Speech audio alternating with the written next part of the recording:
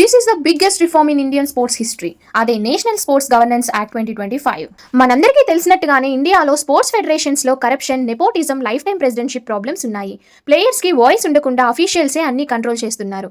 So ఈ problems అన్నిటిని solve చేయడానికి మన Indian government national sports governance act 2025 ని ఇంట్రడ్యూస్ చేసింది. 2025 ఆగస్ట్ 11న లోక్సభలో, అలాగే ఆగస్ట్ 12న రాజ్యసభలో పాస్ చేసిన ఈ యాక్ట్ స్పోర్ట్స్ లో కరప్షన్ తగ్గించి అథ్లెట్స్ కి జస్టిస్ ఇవ్వడం కోసం డిజైన్ చేశారు. సో దీని యొక్క మెయిన్ ఆబ్జెక్టివ్స్ ఏంటో మనం ఇప్పుడు చూద్దాం. ట్రాన్స్పరెన్సీ అండ్ అకౌంటబిలిటీ, అంటే స్పోర్ట్స్ బాడీస్ డెసిషన్స్ అన్ని ఓపెన్ గా ఉండాలి. రెండవది అథ్లెట్ వెల్ఫేర్, అంటే ప్లేయర్స్ కి డైరెక్ట్ బెనిఫిట్స్ ఇవ్వాలి. ఇంకా ఫెయిర్ సెలెక్షన్ ప్రాసెస్, అంటే నెపోటిజం అండ్ పాలిటిక్స్ ని ఎలిమినేట్ చేయాలి. అలాగే ఉమెన్స్ అండ్ అథ్లెట్స్ రిప్రజెంటేషన్, అంటే డెసిషన్ మేకింగ్ లో వాళ్ళకి వాయిస్ రైజ్ చేసే ఛాన్స్ ఇవ్వాలి. దీనికి సంబంధించిన ఇంపార్టెంట్ ప్రొవిజన్స్ ఏంటో కూడా మనం ఇప్పుడు చూద్దాం. ఆఫీస్ బేరర్స్ కి age limit 70 years and tenure restrictions ఉంటాయి. అలాగే స్పోర్ట్స్ ఫెడరేషన్స్ లో 25% ఆఫ్ సీట్స్ అథ్లెట్స్ కి కంపల్సరీ. ఇంకా ఫెడరేషన్స్ అన్ని ఆర్టీఐ యాక్ట్ కిందే కవర్ అవుతాయి. సో దీని వల్ల ట్రాన్స్పరెన్సీ ఉంటుంది.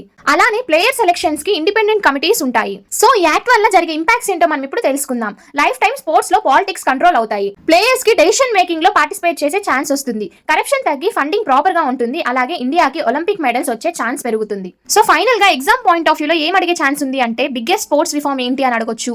ఇంకా అథ్లెట్స్ కి ఎంత % రిజర్వేషన్ ఇచ్చారు అని అడగొచ్చు. అలాగే ఆఫీస్ బేరర్స్ కి మాక్సిమం ఏజ్ ఎంత అని అడగొచ్చు.